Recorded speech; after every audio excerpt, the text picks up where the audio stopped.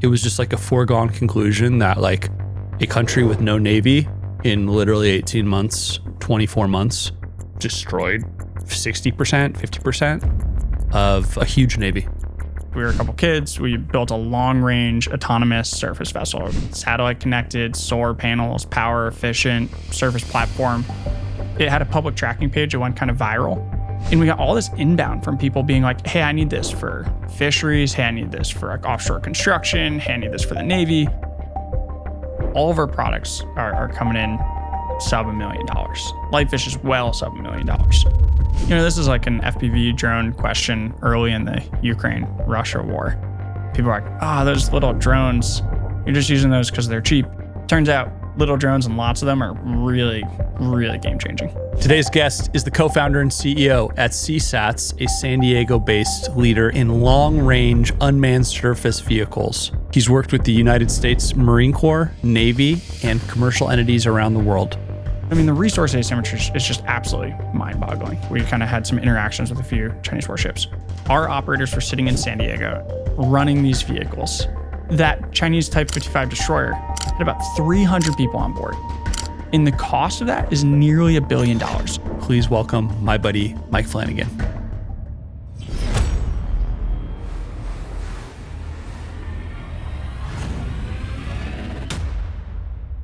Mr. Mike, thanks for coming back for round 2 of Drone Wars podcast. Absolutely, Dan. It's fun to be back. We're in a slightly larger, podcasting studio, I guess is the right phrase. You've upgraded your digs. It's, the whole facility I've been through a couple times now, but I'm honored that I got to come by last time and get the container experience of the podcast. The real nitty gritty. Yeah, exactly. Now we have fine wood on the walls. Good ambiance. I know, exactly. We like the ambiance. We like the decor. You know, we're about the finer things in life here on the Drone Wars podcast. Speaking of the finer things in life, how is Seasats doing? Seasats is doing great. Building boats. We've got our own facility move coming up. Actually, you guys inspired us. We were filling up our current space, and so we were looking for more space.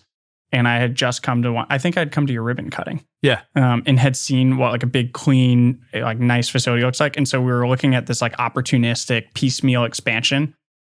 And I was like, no, guys, we have to go do a search. And so, anyways, our like senior management team went and searched a bunch of places and found an awesome facility. And so, yeah, I'm pretty stoked. Where is it? Where is it? In San Diego? Nearby our current facility. It's Claremont. You can actually not quite a stone's throw, but very close. But it's on the opposite side of some railroad tracks. So it's about a 10-minute drive for us. But Claremont again, close to Carl Strauss Brewery. Yeah, never been there.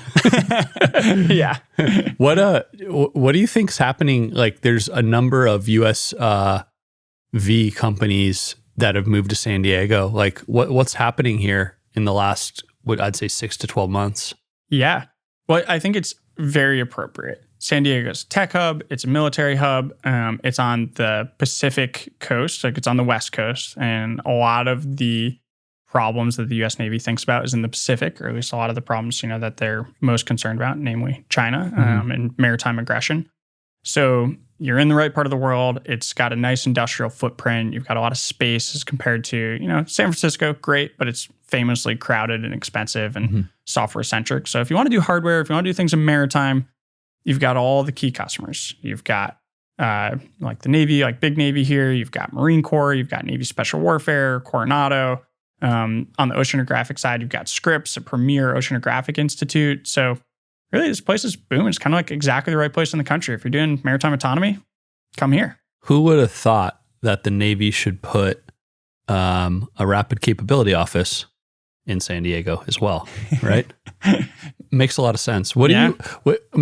How important it is when you guys started Seasats and you started building these things, how important was it to build and test in real world conditions as opposed to like building and testing on a lake? It's a good question.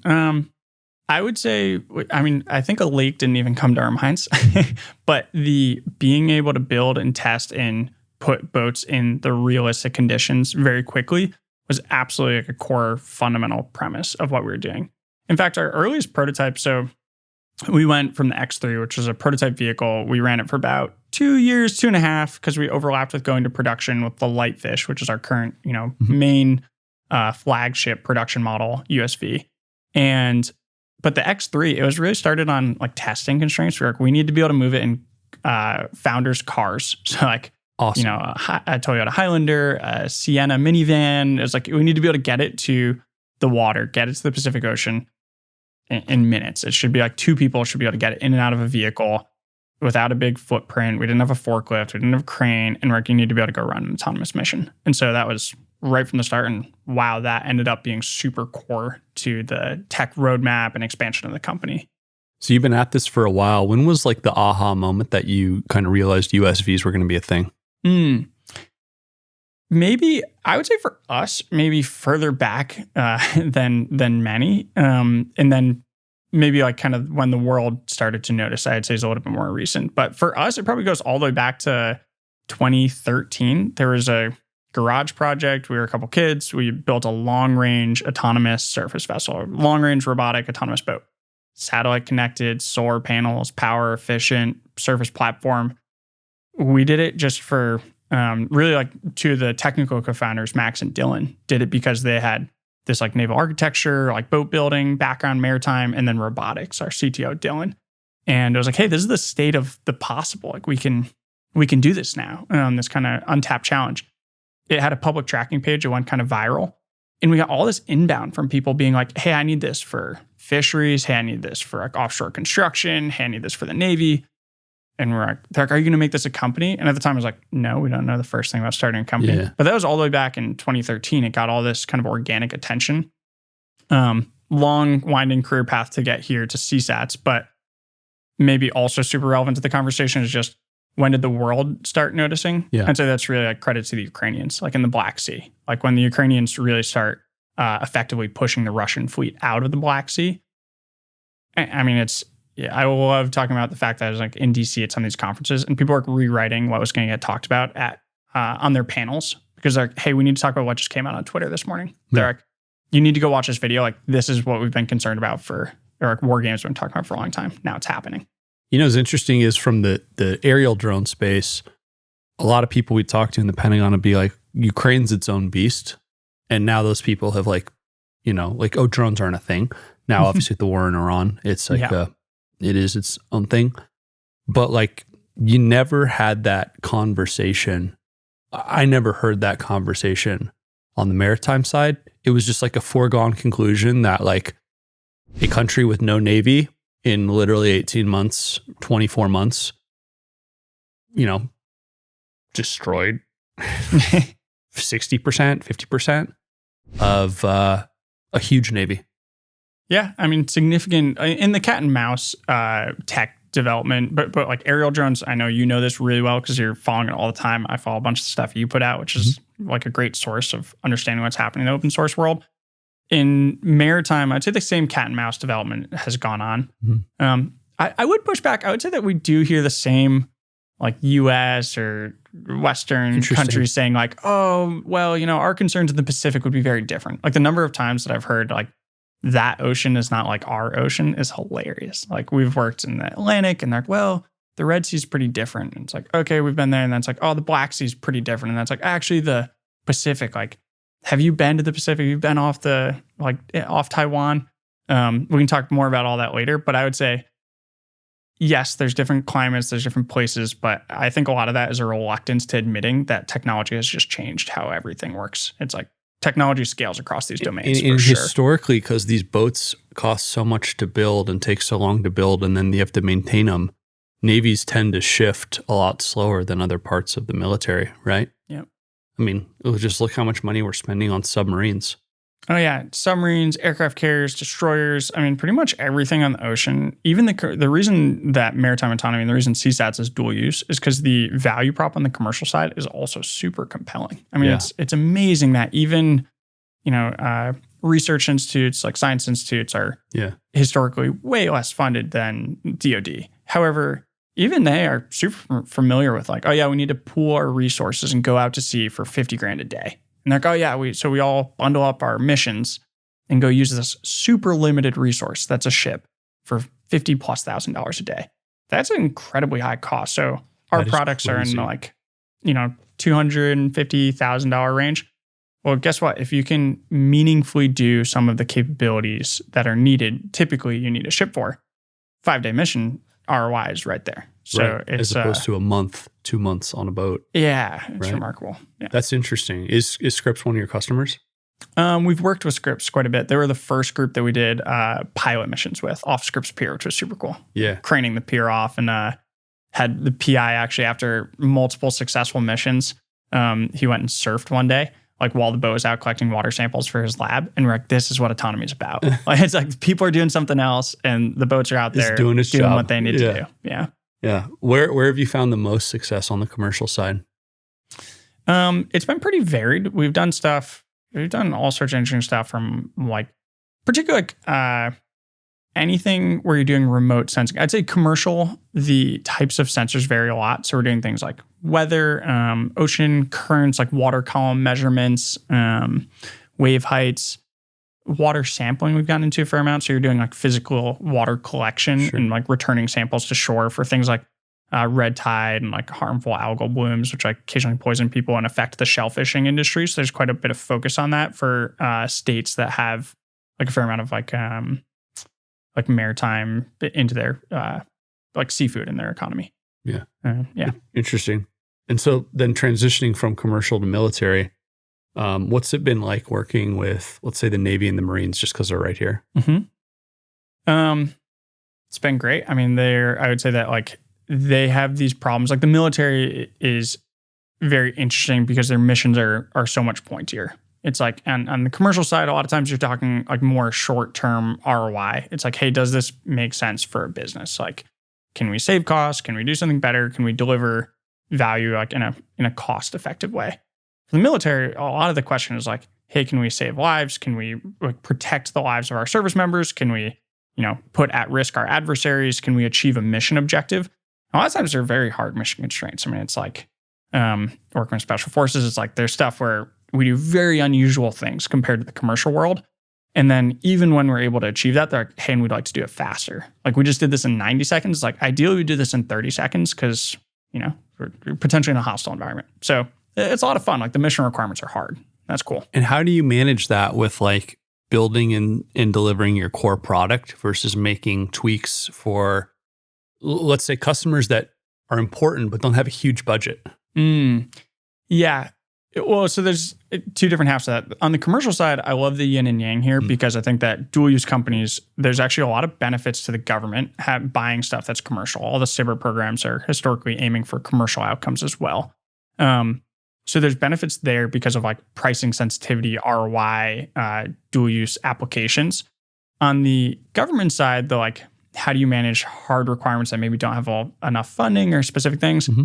That one's interesting. Like we have to push back a fair amount or work with our end users to say, hey, I know you'd like this thing, but are you sure that you're thinking about the implications of like, if we do that for you, the boats are going to cost X and you're going to have to start using them like Y. And like we've even looked at product roadmap. Like we shelved one product historically that recently a competitor got an OTA and we're like, and everyone's excited about it. And it was like, oh, we prototyped that. We had a military customer that wanted us to build those. And at least for us, we looked at the economics and we're like, that doesn't fit our roadmap. It's like, those are going to be, you're not going to build many. They look super cool. We made a super cool marketing hype video that got us to these events. They're like, yeah, we want these. And we just looked at the state of technology and how many you can build. And it's like, someone in the US military probably needs that. Like, so maybe we need these super exquisite low volume weapons.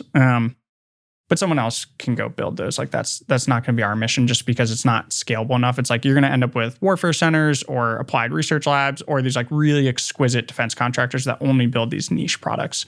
Go do that. Whereas we like these scalable products much, much more.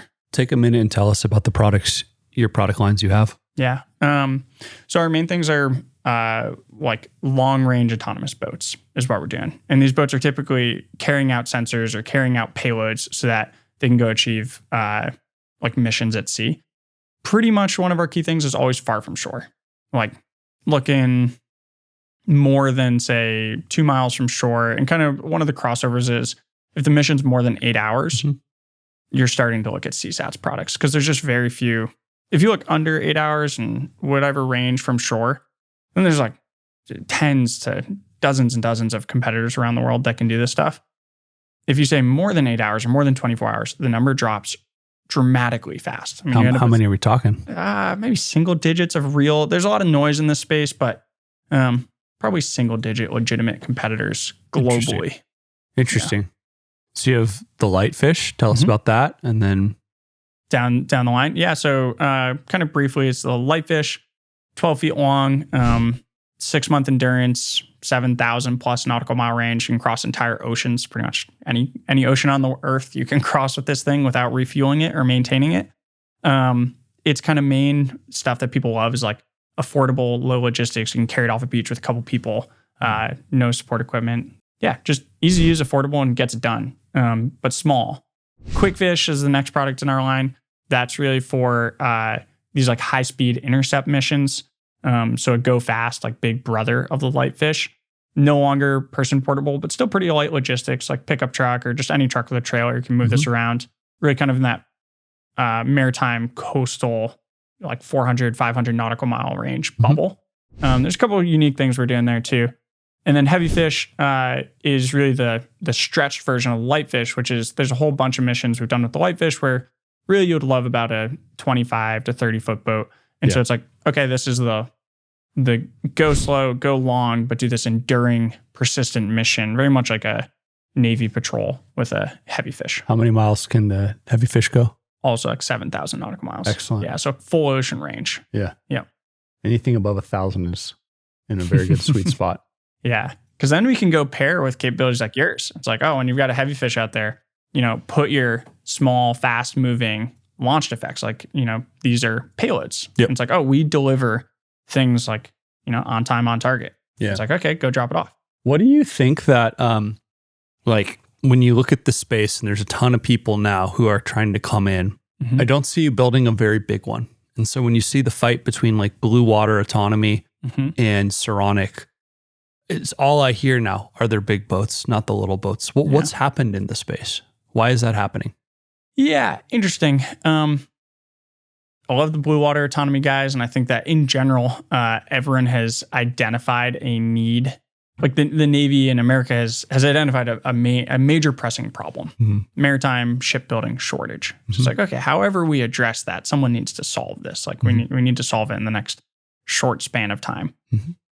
Some of the things that I think are interesting here is I think that there's a technology trend where people start, and if you listen to actually some podcasts from some competitors, like Saronic being one, if you go listen to the early days, a lot of founders and people, when they look at this problem, think small, agile, many, like Lauren Selby's, initial hedge strategy. Yeah. Then I think people run into technology problems. They say like, oh, we can't quite get the capability we wanted in a small thing. And so they just naturally upscale. And I think that MUSVs are a little bit like what the Navy, they're used to big ships. It's like, oh, we must need a big ship. Let's go autonomous. So just take the people off it. I think we'll see that change over the next 12 months. You think that they'll get adoption, or you think they'll die? There's going to be some adoption. PA-RAS is pushing for the marketplace. MASC was canceled. Now it's over to MUSV. So there's big bets, and people are spending a lot of money. I mean, tens to $100+ million on this concept. So I think MUSVs will exist. There will be ships in that space. The question is like, will that be the pivotal thing for like the Navy? I'm a skeptic. Okay. The one comment that our buddy Steve Simoni made to me, as someone who was on a nuclear submarine for a number of years, that resonated me. I didn't even know this is the case. He's like, the reason you have so many people on boats is because things break all the time and the ocean eats technology. He's like, for these long range, bigger boats, the plan is actually to have manned boats follow them so that when things break, you'll helicopter people in to fix them. Yeah, maintenance. How much of a savings are we going to get out of this? Yeah, I think it's tricky because as soon as it probably depends on where some of the regulations get cut. I would guess that a lot of the companies working on this on the large autonomous ships are actively lobbying and trying to shape this to go in their favor. Sure. But if you put people on, then you're probably needing to comply with certain regulations. Even if the people are only on a little bit. It's like, oh, if someone's on for a day or 2 days, like maybe you can get around it. I'm not sure. We'll see how it shakes out. But it's kind of like all the benefits are move fast. We're not going to have people on, so you can cut all these regulations. You can build ships differently. But guaranteed you're going to need maintenance. People are going to crawl around in that hole. People are going to walk around in that ship and fix things, replace things, upgrade things. So it's going to be hard. So now let's talk about like the elephant in the room, which is, are the primes going to allow this to happen? The like MUSVs? Yeah. Yeah. I mean, I think they're in it, right? Like HII has a bit. Like they're going to town. Anduril unveiled an MUSV. Seeing all the models and renders over at Sierra Space. I mean, I think the big primes are going to jump right in and compete. I think they're going to see this as an opportunity and something they should be working on. So maybe I think there's a lot of partnering going on with startups and tech firms that they kind of like get their prime incumbency plus some startup fast mover energy. But I think the primes will go in on it. Do you think that, let's say the legacy systems will allow the budget to grow to the size that everyone thinks? Or, I mean, because you just look at what happened. The submarine crew took a ton of the money that was programmed in for unmanned surface vehicles, like in the last couple months. I mean, how do you fight the incumbents collectively as a an unmanned surface vehicle startup business? Yeah, that's a good question. Maybe it's not the word incumbent too. Maybe I'll say, okay. I think I'll dodge this one and just say for Seasats. We'll cut that one. No worries. Oh no, actually, I mean, I'll say we can dodge that. So this question of incumbency and fighting the budget. The Seasats strategy is we price things like we're not forcing a customer to make a 10 or 30 or $40 million decision. All of our products are coming in sub $1 million. Lightfish is well sub $1 million. Right. A lot of times for the Navy and the groups that we're working with, this is funding where it's like super logical decisions. They can get away with test units with very little approval, or like not needing to escalate it way up their chain and wrestle with big budget numbers. And we can make huge mission impacts for a fraction of the cost. So our thing is kind of like, this is like an FPV drone question early in the Ukraine-Russia war. Sure. People are like, those little drones, you're just using those because they're cheap. You probably want airplanes and Patriots and Tomahawks and HIMARS. Turns out little drones and lots of them are really, really game-changing. How many boats, unmanned surface vessels, have we built in the country this last year? Love that question because the numbers in Maritime are a lot smaller than people think. Yeah. And it's not to say that we don't need to get the numbers up. I think we do. But it is funny to look at articles and see numbers get tossed around where it's like, those people probably haven't done the math. They haven't looked at the range rings. They haven't looked at the areas of responsibility. They haven't kind of like actually done the math to decide how many they need. Yeah. So I think Saronic just celebrated like serial number 300, like on their social media, which I look at, I'm like, how many? I think they're like $2 billion raised. I'm like, and they got a lot of people working there. I'm like, probably would expect more hulls than that. And I think it's a pretty good indicator. Like when you look around at Maritime, like Sail Drone, you can look at their serial numbers. They're probably in like 100 boat range. They've been around for like 10 plus years. 10 years. Yeah, long time. You know who's made a lot of boats? Liquid Robotics, bought by Boeing. I believe the number for them is like over 1,000. It's hard to know because a lot of their programs are DoD classified, et cetera. But I've heard pretty credible sources, even some shared suppliers that give indications that they built a serious number of platforms. And the answer there is small. Like MUSVs, they're going to build like 10. That's just not that many. I heard we built 300 unmanned surface vehicles, including Vatten last year. Oh, well, I think we can guarantee say we did more than that because, like, if you plug in our numbers and a couple others, like, okay, as a country, we definitely would have done better than 300, I would guess. What did you guys make last year? Won't disclose exactly, but I'd say we could chew up like a third of that plus, so we can subtle flex. I mean, it's important to keep them small. And what do you want to get to from a manufacturing capability? Yeah, I would say the ideal situation, and this is like manufacturing, like lean stuff, is like ideally you want to have the infrastructure to be able to flex up really hard in times of need. Yep. And then not have to turn down your workforce or turn down your equipment. I'd say like boat a day and comfortable situation gives you like 250 boats a year, and that's working like one shift manufacturing and working like not weekends and stuff. So really not wartime production. Yeah. And I think if you're in the hundreds for any product line, like that's pretty good. Also building to stock, like opposite of lean, like we build products and we have them on the shelf. And so often we ship them right off the shelf. Yeah. Customers like, hey, I need boats in X area. How fast can you ship them? We're like, we can ship within a week. And they're like, oh, great, we'll buy them. Yep. And then we ship boats. Yep. Yeah, so that's really key. How many do you keep on in stock at all times? 5, 10? As many as we can, and we often just ship them. Like we've never slowed down our production. We're still ramping. Yeah. And we always ship them. We released like a multi-boat video the other day. Yeah. And the biggest constraint is that we had customer orders that were taking those boats when we finished the shoot. What do you like? What do you want to be able to flex to? 5 a day, 10 a day? It's a good question. It really depends on what, like for our Lightfish, it's largely a sensing platform. It's not in this kamikaze drone category. And when you look at its effective sensing ranges, you probably want to get to like if you could do like 3 to 5 a day, I think like you can serve some of the key customers very well. Maybe, and you can look at all the different customers, like, and it depends on time of urgency and time of need, right? Sure. Like if major conflict pops off and everyone needs these, then suddenly you're trying to build a lot of boats really fast. Yeah. Yeah. Do you have any conversations about, hey, can we put this capability on your boat and you go find those mines in the Strait of Hormuz? Yeah, the Strait of Hormuz, this is one of these problems of like, ooh, where are the mines? Are there mines? How many mines are there? Yeah. I mean, this is a major maritime problem. Like, how many mines are there, do you think? I don't know. And it's interesting that I think my guess is that no one knows, because the problem with mines is that it's just the threat of mines, right? Like doing a good job of clearing mines is so hard, and you only need to have like for Iran, they only need to have like one super exquisite mine. Take a picture of that. That mine is super hard to find. Then they have a bunch of like dumb, crappy mines, like old mines. Sure. Dump like 3 of those in the water. And now it's like, oh, they might have dumped the nice mine. And now that passageway is not safe. And so it's like, I guess what, you can send your first commercial tanker through and hope it makes it, and then everyone else falls in the same spot. I mean, it's pretty tricky, gnarly problem. Fascinating. Yeah. It's such a psychological mindfuck. Yeah. You don't even need to have a lot of them. You just needed to have one or a picture of one. Yeah.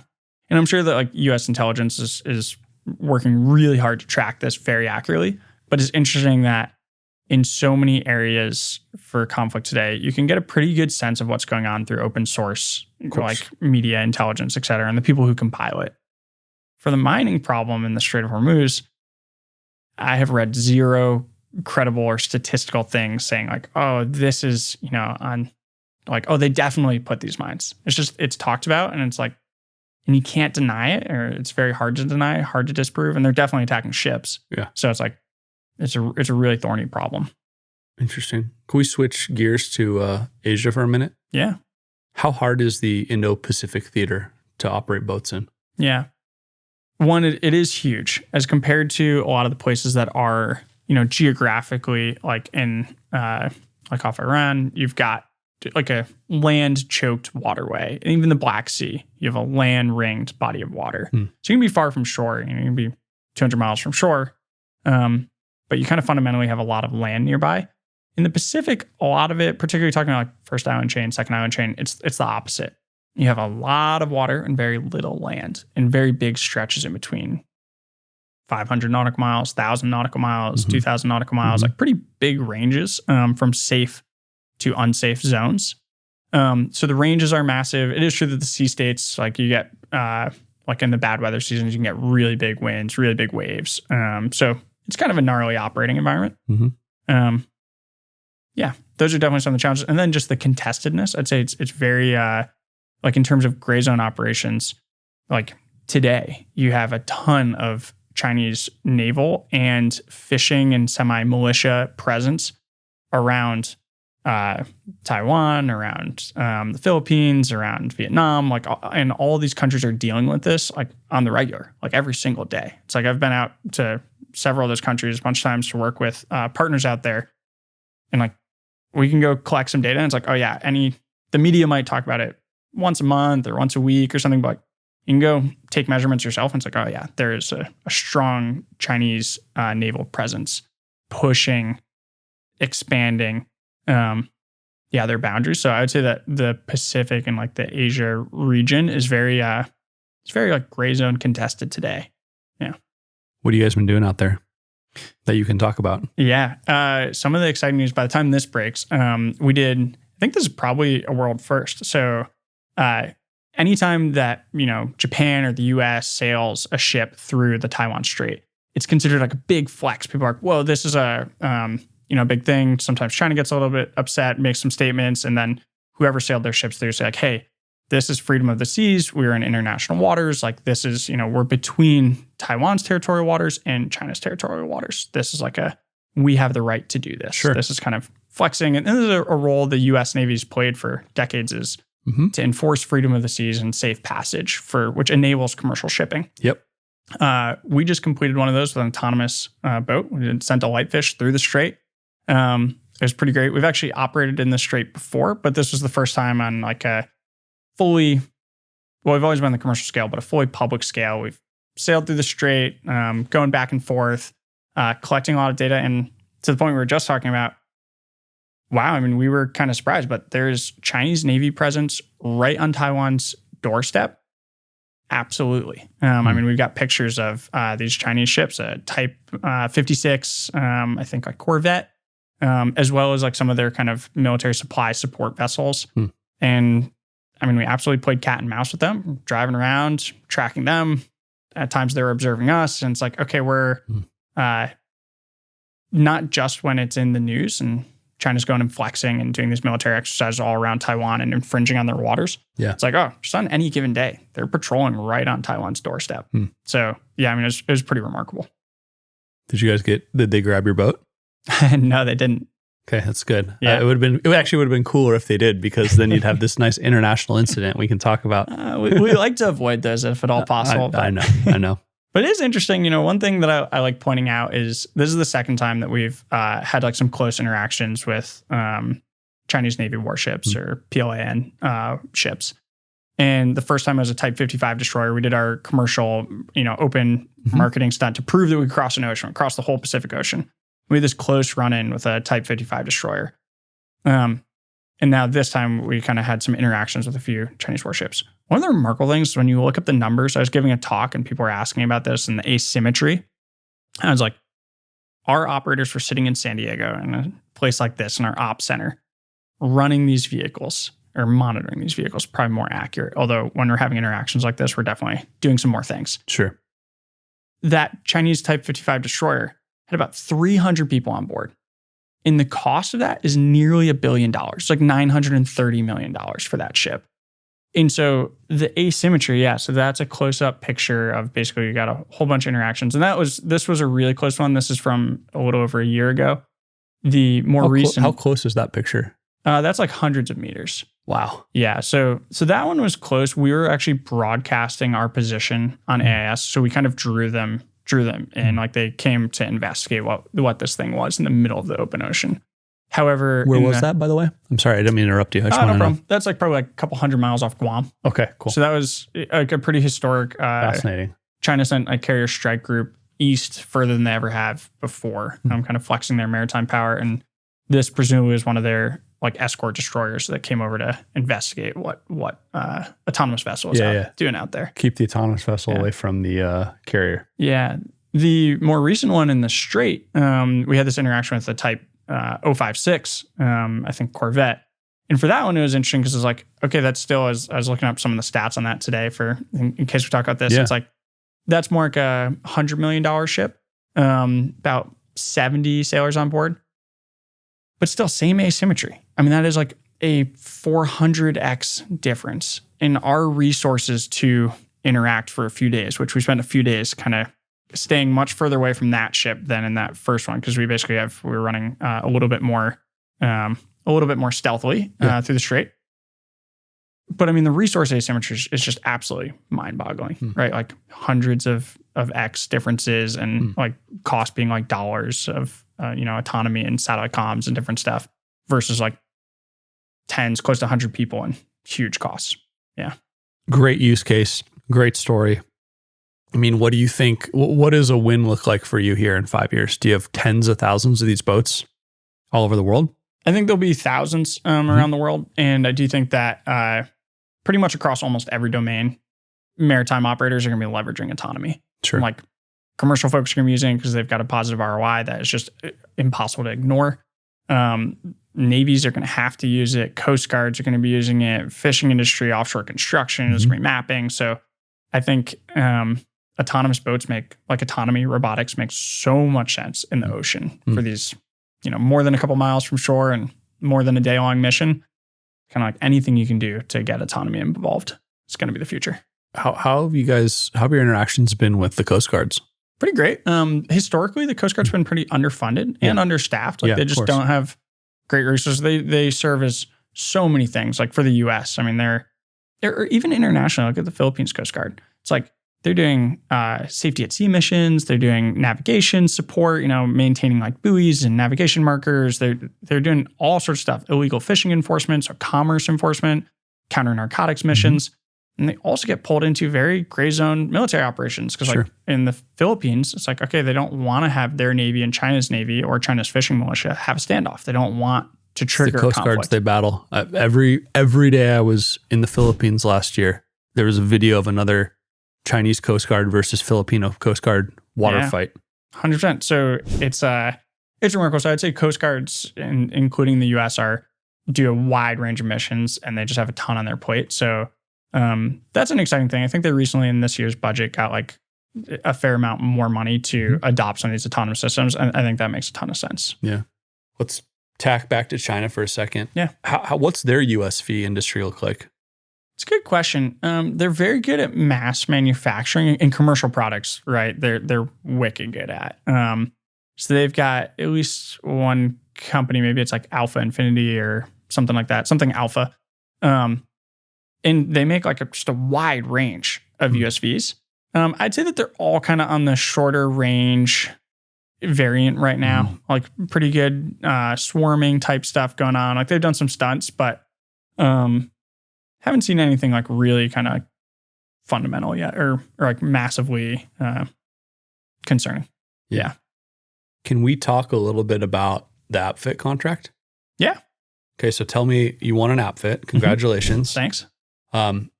Who's the customer and what's the mission set? Yeah. And I think that in terms of the bits we can talk about, it's Navy and Marine Corps. Cool. And the thing that's very exciting about APFIT, or just like that I love touting, like in today's world of, you can go pitch and there's like startup hype and a lot of noise in the industry. Yeah. It's great to go do things and win things that like you can't just completely self-advocate for. Because you can go just like spam, the market with stuff. For APFIT, it's great that like you actually need some end users on the defense side to say, I want. Like they need to do paperwork. It's like they need to go do PowerPoints. They need to drum up material. If you don't understand what that means for an end user, guys, paperwork is the bane of everyone in the military's existence. Yeah, like no one wants to do this stuff. So it's like, as a company, like we've got BD teams. You and I both hammered out loads of proposals, and it's like you sit down, you do your work, you file the stuff in. But your kind of end users, like they don't have to do that. They just have to read it, and they might skim it, and they can kind of it's less work. Totally. When they have to actually go ahead and submit the proposal to their bosses, to their leadership, to the APFIT program, it's like, they're willing to go sit down and advocate that they say, hey, we've used this. We see a need and we want to accelerate like the procurement of these things. That's pretty great. So it was a lot of fun. We had I think we might have been the first APFIT award that was joint service. They say they really want joint service, more than one service branch interest, but Marine Corps and Navy at the same time.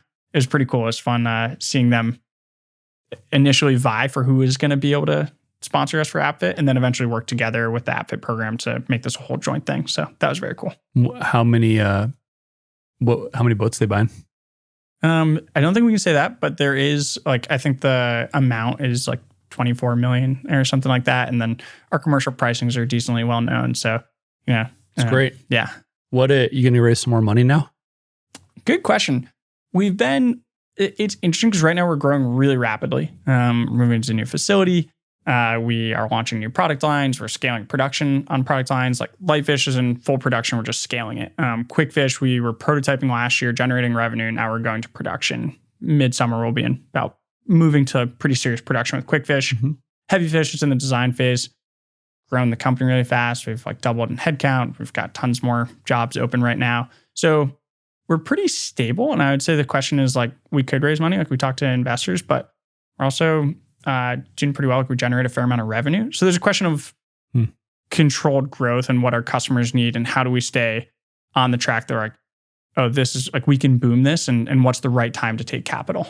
Because right now there's a lot of companies just like, think riding the fluff wave and like raising a lot of money. So I don't know. It's interesting. At the moment, we're holding fast and doing well. Also on that, congrats to Firestorm. You guys raised some good money recently, actually twice, which is awesome, and are clearly putting it to good use with the Excel and the facilities here, and just hearing great things from your team about all the growth going on. So I mean, it's pretty cool. Yeah, appreciate it. I mean, it's what do I say? More money, more problems, right? Yeah, it's remarkable. Definitely things are different. So how many people did you start Firestorm with? 3 of us. 3 of you. So and now then it was like 12. Yep. Then it was like 30. Then it was 100 something. And we're 150, 160 now. Man, congrats. And each one of those things, probably the company feels pretty different each step along the way, right? Yeah, it does. And if you look at like kind of how other people have done it in the past, you got to get the team conditioned to like perpetual change a little bit, because growth mindset. Yeah, growth mindset, because things are changing so quickly. And it's not for everyone, you know? Firestorm, not for everyone. Seasats, not for everyone. It's true. A lot of people just want to do a 9 to 5, kick up their feet and call it a day. And growth mindset is really hard. Like this rapid change is hard. Like we've gone through very similar things. Because it's like, hey, it's tough to say like, hey, the job that you're doing 6 months ago, like that was awesome. Like 6 months ago, we were having a conversation like, you are crushing it. And now 6 months later, the conversation might be like, hey, you're still doing what you're doing, which was crushing it. But like, we actually need a whole nother set of behaviors and output and actions from you. Yeah. And so finding, organization building requires a lot of effort and people work, because it's people behind the organizations. How do you stress test ideas? How do you look for people you can trust to help you grow the business? A good dynamic leadership team, good advisors, but particularly we've got a lot of confidence, trust, and I really like our group of management folks. There's people are happy to say it like it is. Like I'd say we're pretty healthy skeptics internal at the company. It's excellent. Yeah, it helps a lot just because I've been at companies in the past and there's so many stories from startups where it's like, I'm an optimist. I want to say yes to a lot of things, but if you just have a room full of yes people, like good luck. It's not going to be a happy story if you're doing a hard thing, which like autonomy, tech startups, all these things are hard. So a couple of years in, it's probably those yeses are going to start to pile up and cause problems for you. So you got to have some skepticism. You got to say no. Yeah. Yeah, for sure. Do you think Firestorm is going to end up at 500 people? What's kind of your next My goal is growth? Keep it at like 200. We'll see if we can maintain that. I think we are in as we film this right now, we are in week about 8 of aggressively deploying AI across our company. What we found on the manufacturing side, where a lot of our headcount growth would be, is fascinating what we are able to automate. From a QA, QC, we're really using software to help drive and organize how we build stuff on the line and then how we test it when it comes off. We've been embedding software engineers across our whole company with the idea to like keep headcount low. So my internal goal for the company in the next couple of years is 200 employees and 500 million in revenue. That would be unheard of for a defense company because it's usually like, $500,000 kind of a revenue per person is like good. So if you can be really aggressive, like we're going to aggressively lean into it over the next year to try and keep headcount low. It's cool to hear that you're seeing the impacts of like the AI and the software tools all the way into like manufacturing operations and building physical things. What's like a use case that you're seeing, like where it's like, oh wow, this changed how we did that? Because I see the like SaaS companies, I see the software parts of our business that are radically impacted, of course, just in the last couple of months. But yeah, how are you bringing that to the physical world? We have 2 guys who, in a 2-week time span, cut our final quality checks from 6 hours to 20 minutes using software. Wow. I mean, that's disruptive improvement. That's pretty crazy. Yeah. To the point where we're now basically like making these more longer lasting positions where they can go and like manufacturing automation is a role that got announced yesterday and the person got promoted.